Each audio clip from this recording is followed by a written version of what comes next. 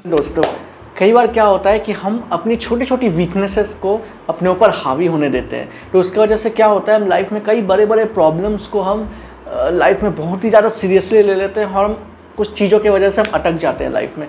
कई बार हम बहुत जल्दी पहुंच सकते थे, पर उस वीकनेस ने हमको वहाँ पर जकड़ कर रखा है, वहाँ पर मुझे रोक करके रखा है।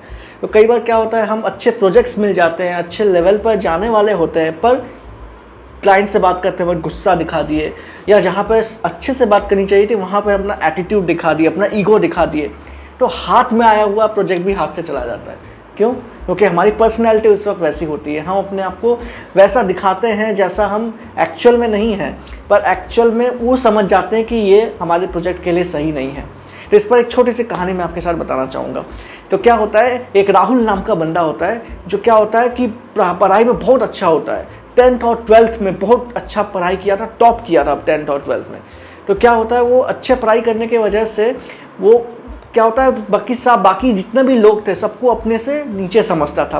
वो ऐसा समझता था कि मैं ही बस अच्छा हूँ, मैं पढ़ाई में इतना अच्छा हूँ, मैं इतना अच्छा रिजल्ट किया 10th और 12th में, मैं टॉप किया हूँ, मेरे जैसा तो कोई नहीं है यहाँ पर, सब इतने कम नॉलेज वाले हैं, मेरे से ज़्यादा नॉलेज वाला कौन होगा यहाँ पर? आई थिंक कोई नहीं होगा, सबसे ज़्यादा तो मेरे पास ही नॉलेज है।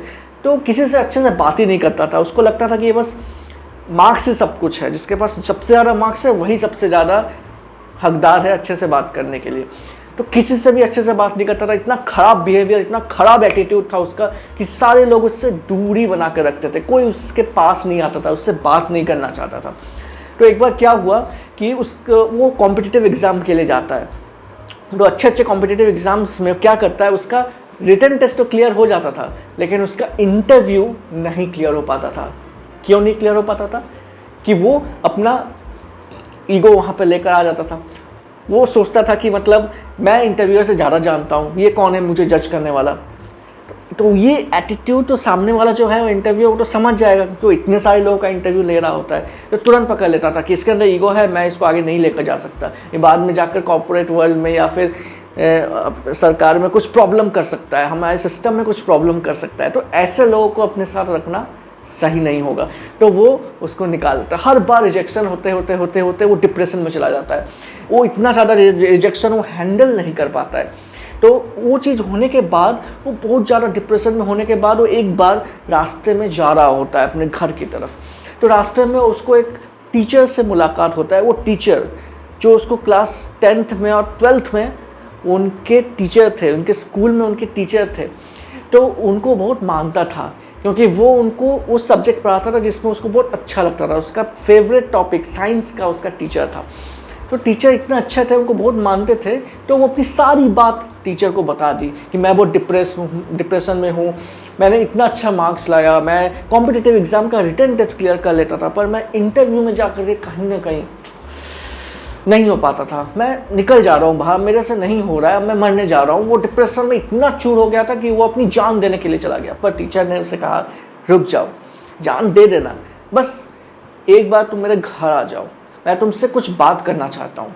ये बोल करके वो निकल गया। वो मान गया, ठीक है एक बार मिल लेता हूँ, मिलने में क्या बुराई है, वैसे भी अब ख़त्म ही होने वाले हैं, मेरी लाइफ में कुछ बचा ही नहीं है, वैसा सोचता था। फिर एक दिन रविवार के टाइम में डिसाइड हुआ कि हम लोग आपस में मिलते हैं, बात करते हैं। तो उसके घर जाता है। उसके घर जा कर के वो चावल बना रहा होता है, अपने घर में वो चावल बना रहे होते हैं टीचर, ठीक है ना। तो वो बना रहे होते हैं और फिर अपने जो स्टूडेंट रहते हैं राहुल, उसको बोलते हैं कि जाओ जाकर देख कर के आओ तो चावल पका है कि नहीं। फिर तुरंत जाता है, दौड़ करके जाता है और चावल को देख करके आता है, बोलते हैं हाँ सर जी चावल पक गया है, मैंने बंद कर दिया है। तो टीचर बहुत सीरियस हो जाता है और पूछता है उससे कि तुम्हें कैसे पता कि चावल पक गया है। तो बताता है कि बहुत ही सिंपल था वो, तो मैंने चावल का एक दाना उठाया, मेरे हाथ में मैंने ऐसे पीसा, देखा कि पिघल गया है, इसका मतलब चावल पक चुका है। तो बोला कि यही तुम्हारी फेलियर का कारण है। तो फिर वो चौंक गया, अरे ये कैसे, एक चावल के पिघलने का, एक चावल के पीसने के लिए मेरे फेलियर से कैसे रिलेटेड है, हाउ, मैं तो समझ नहीं पा रहा हूँ। तो बोला कि इससे ऐसे रिलेटेड है कि जैसे चावल का एक दाना पूरे चावल का नेचर बता सकता है कि पूरा चावल पका कि नहीं। मैं पूरा चावल का एक एक दाना पकड़ करके नहीं देखूंगा कि चावल एक्चुअल में पका है कि नहीं, वो एक दाना ही सफिशिएंट होता है। तो सेम चीज़ तुम्हारे केस में भी होता है। तुमने पढ़ाई के लिए अपना नॉलेज तो बढ़ा लिया, लेकिन जो इम्पोर्टेंट एस्पेक्ट होता है, एक होता है स्किल विद पीपल, अच्छे से बात करना, अपनी पर्सनैलिटी, अपनी कम्युनिकेशन स्किल को सुधारना, तुमने उसके ऊपर काम नहीं किया, जो सबसे इम्पोर्टेंट स्किल है। इसके वजह से तुम हर एक लाइफ में से हर एक सेक्शन में तुम मार खा जाते हो, हर एक सेक्टर में तुम मार खा जाते हो। क्यों?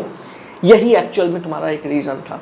क्योंकि इस दुनिया में रहने के लिए पैसे की ज़रूरत तो है, लेकिन उससे ऊपर एक और चीज़ की ज़रूरत है, वो है इंसानियत की, वो है एक अच्छे संबंध की, वो है एक अच्छे बातचीत करने के तरीके की, जिसे हम कम्युनिकेशन स्किल कहते हैं। अगर ये चीज़ अपने अंदर डेवलप नहीं किए तो तुम कभी भी सक्सेसफुल नहीं हो पाओगे लाइफ में। क्योंकि तुम कभी ना कभी जॉब करोगे या कुछ करोगे तो वहाँ पे क्या कर रहे हो तुम क्लाइंट से बात करोगे, तुम प्रोजेक्ट रिलेटेड बात करोगे, तुम काम रिलेटेड बात करोगे, तो बात तो करोगे ना। तो बात किससे करोगे? रोबोट से तो करोगे नहीं, इंसान से करोगे। तो अगर तुम्हारे अंदर बेसिक एटिकेट्स नहीं है, तुम्हारे अंदर बेसिक सेंस नहीं है कि हम कैसे लोगों से बात करें, कैसे हम उन्हें सेटिस्फाई कर पाए, कैसे हम उनके भले के बारे में सोच पाए, तो तुम कैसे हम किसी का बेनिफिट कर पाओगे, और कैसे हम अच्छे नंबर ले कैसे हम अच्छे कमाई कर पाएंगे, हम कैसे कोई इंटरव्यू क्रैक कर पाएंगे अगर हम अपने ऊपर ही काम नहीं किए, अपने स्किल्स को डेवलप करने में ही काम नहीं किए। तो वो समझ गया कि हाँ, मेरी ही गलती है, मैं ही अच्छे से काम नहीं किया अपने ऊपर। खाली पढ़ाई इम्पोर्टेंट नहीं है, हमें ये भी समझना है कि हम जो काम कर रहे हैं उससे क्या लोगों का कुछ भला हो रहा है, क्या मैं किसी को चोट तो नहीं पहुंचा रहा हूँ, क्या मेरी बातें लोगों के दिल को तो नहीं चुभा रही है, क्या लोगों को कोई तकलीफ तो नहीं दे रही है मेरी कोई बात।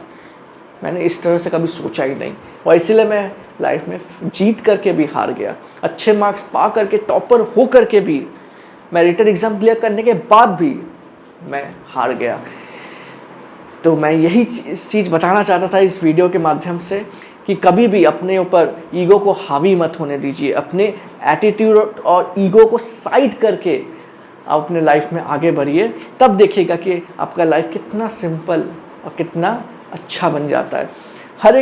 हर एक टाइम पर यह सोचिए कि हम लोगों के बेनिफिट कर सकते हैं, हम ऐसा क्या करें जिससे लोगों का भला हो, लोग आगे बढ़ पाए, और मैं ऐसा क्या करूं जिससे लोग ये जान पाए कि कैसे हम लाइफ में और बेटर इंसान बन सकते हैं। अच्छे इंसान बनने की मिसाल देना सबसे ज़्यादा प्रोत्साहित वाली चीज़ होती है, सबसे ज़्यादा इंस्पिरेशनल चीज़ होती है। तो आई होप ये वीडियो आपको पसंद आया होगा। अगर पसंद आएगा तो please like, share and subscribe. मिलते हैं आपसे एक अगले वीडियो में अगले मोटिवेशनल स्टोरी के साथ। Till then keep learning, keep inspiring. Cheers.